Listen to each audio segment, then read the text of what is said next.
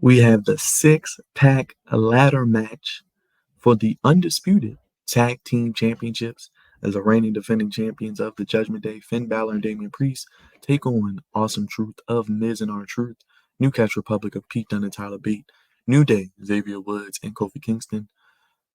What else we got in here? DIY, Johnny Gargano, Tommaso Ciampa, and Austin Theory and Grayson Waller of A-Town Down Under. They're getting everybody on the card. You know WWE loves to get everyone on the card, especially at WrestleMania. This will be a car crash in the making. Hopefully no one is injured or hurt. But thankfully, WWE, unlike AEW, they don't do matches like this every week. They do it of importance. They do it on big stages. So I think this match will be fun. I think it'll be some nice spots. I think it'll get the crowd into it.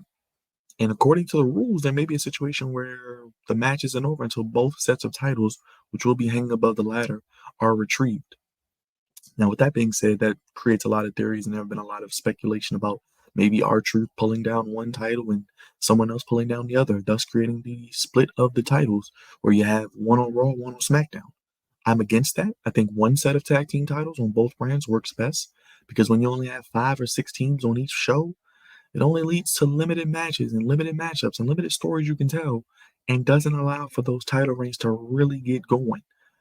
So I like one set of tag titles defended on both brands.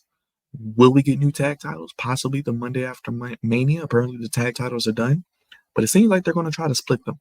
Now, if they do split them, I think Miz and R-Truth, which I would have rather seen in a one-on-one match against the Judgment Day, the story was there, would have made more sense. But I'm going to go with the Miz and R-Truth, Awesome Truth, to get the Raw Tag Team titles. Now, on the SmackDown side, I'm going with A-Town Down Under, my dark horse, Austin Theory and Grayson Waller. It's time we give these guys something legitimate to do. It's time we Austin Theory and Grayson Waller where they need to be, two of the better young stars in this company on SmackDown. As I mentioned, SmackDown's going to need some heels if Roman and Rock aren't there for a while, and Cody's leading the show. You got guys like Santos Escobar, you got guys like Grayson Waller, you got other guys, young guys, up-and-coming guys who fit the mold of what that is for the future of this business and this company and SmackDown. And honestly, if you give the titles to A-Town Down Under, they can build it up, be heels, and you can lead to that Austin Theory, Grayson Waller feud one-on-one, which we've seen teased. Austin Theory can go babyface as they teased. Grayson Waller can be the heel that he is. They can have a meaningful one-on-one program after they drop the titles after a solid reign.